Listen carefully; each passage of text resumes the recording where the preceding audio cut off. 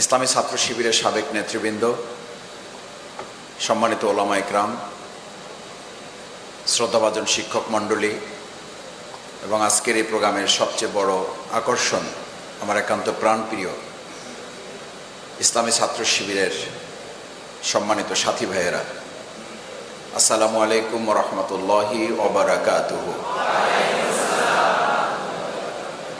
আলহামদুলিল্লাহ, সবাই ভালো আছো তোমরা? আলহামদুলিল্লাহ।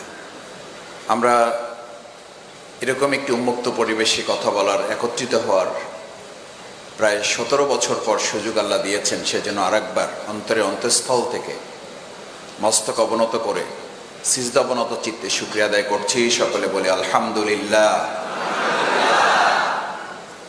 আমাদের প্রিয় শহীদ মুনতাসির রহমান আলিফ সহ শহীদ আবু সাইদ, শহীদ মীর মুগ্ধ এবং শহীদ আব্দুল মালেক থেকে শুরু করে শহীদ নিজামী ভাই, মুজাহিদ ভাই পর্যন্ত এই যারা জীবন দিয়েছেন, আমরা আজকের এই আনন্দঘন পরিবেশে তাদেরকে ভুলতে চাই না।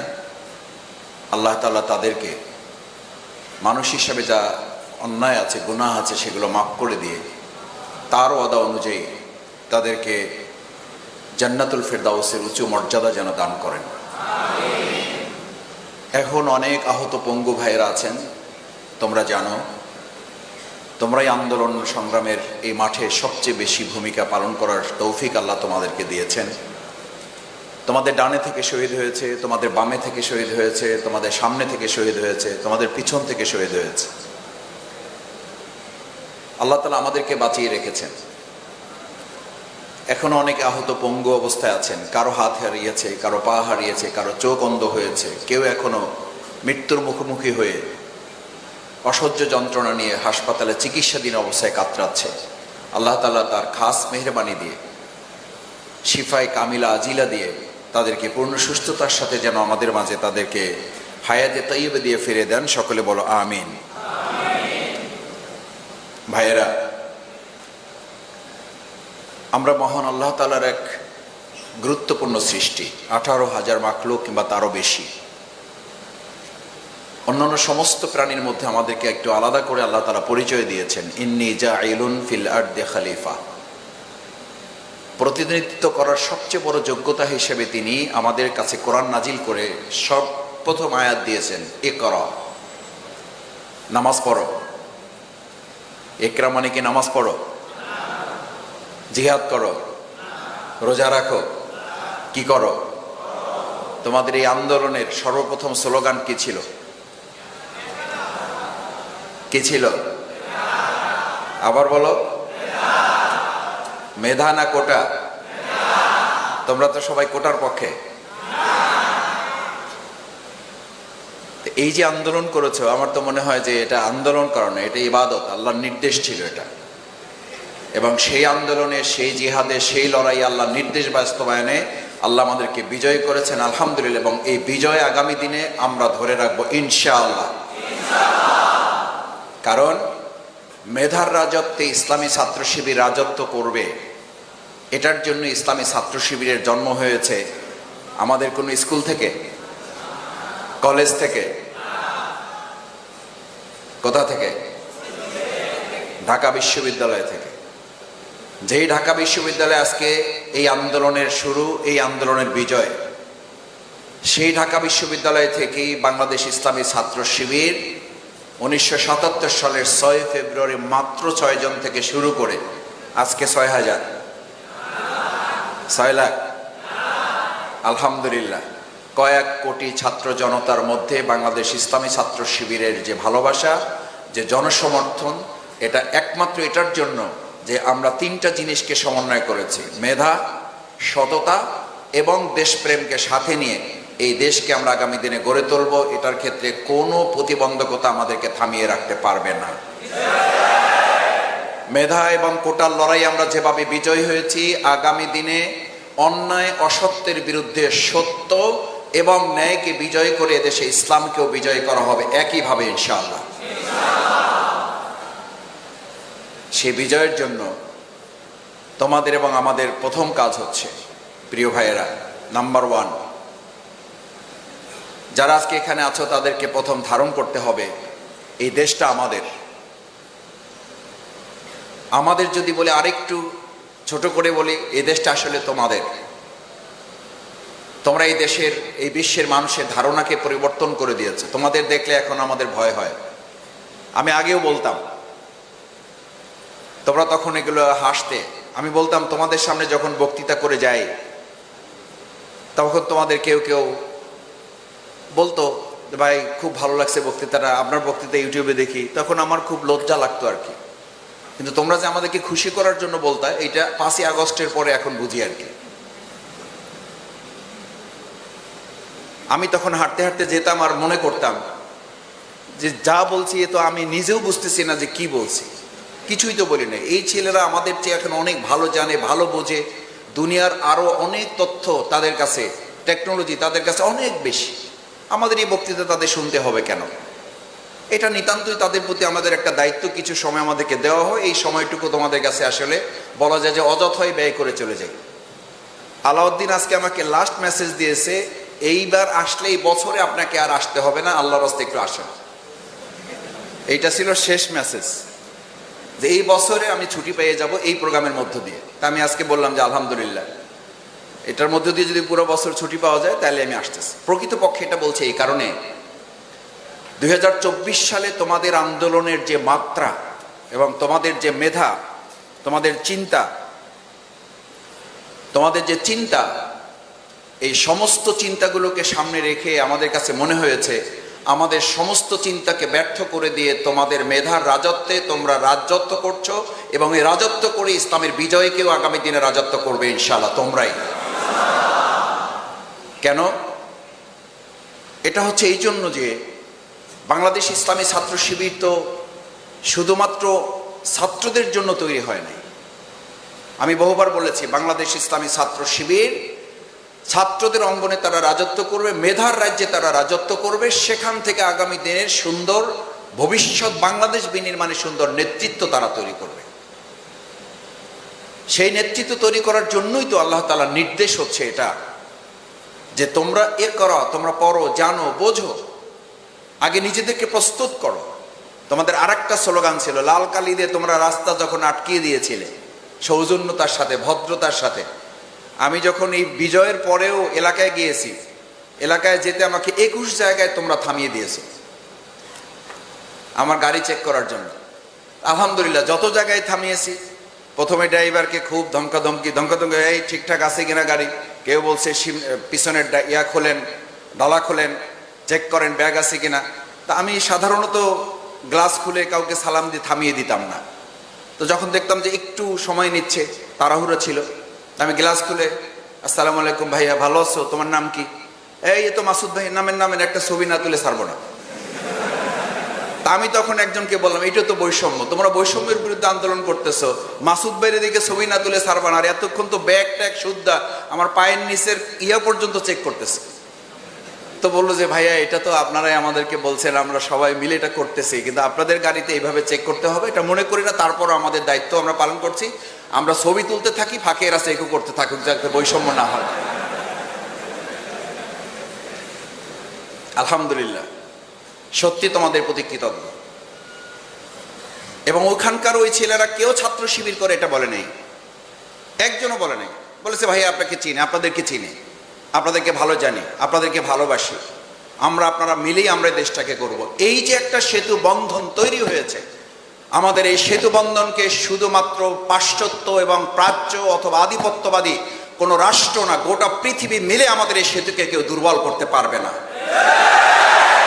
2024 সালের 5ই আগস্ট সবচেয়ে বড় সফলতা হচ্ছে তোমরা তোমাদের আন্দোলনের মাধ্যমে এই জাতিকে একটা ঐক্যবদ্ধ জাতিতে পরিণত করতে পেরেছো।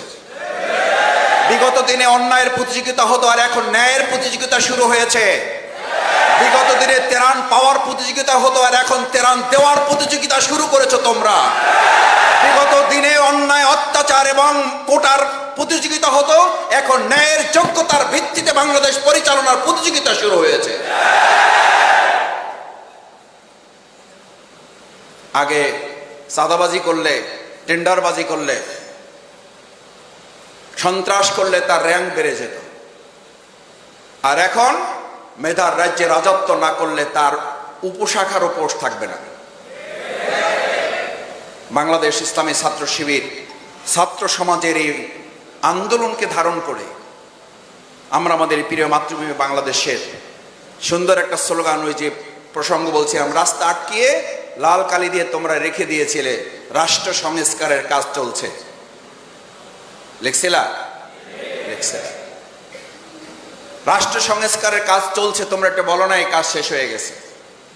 তোমরা বলছি ইটস এ কন্টিনিউয়াস প্রসেস।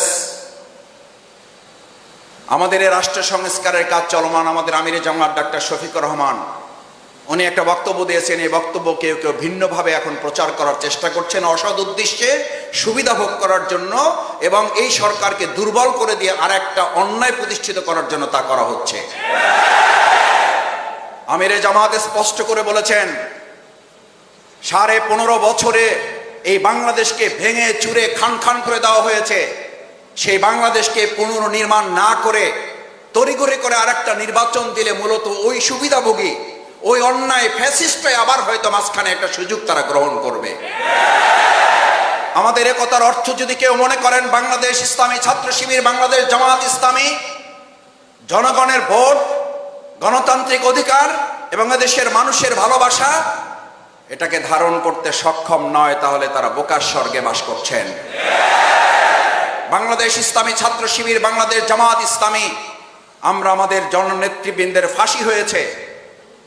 আজকে এই পুরো আন্দোলনে যেমন শহীদ হয়েছে মাওলানা দেলোয়ার হোসেন সাইদি রাহিমাহুল্লাহ শহীদ, তার শুধু ফাঁসির ঘোষণার দিনে এদেশের ছাত্র সমাজ প্রায় 2.5 শতাধিক ছাত্ররা শহীদ হয়ে প্রমাণ করেছে দেশের ছাত্র সমাজ এবং জনতা এই দেশের ইসলামপন্থী দেশপ্রেমিক সাথে কত অঙ্গাঙ্গিভাবে তারা জড়িত রয়েছে।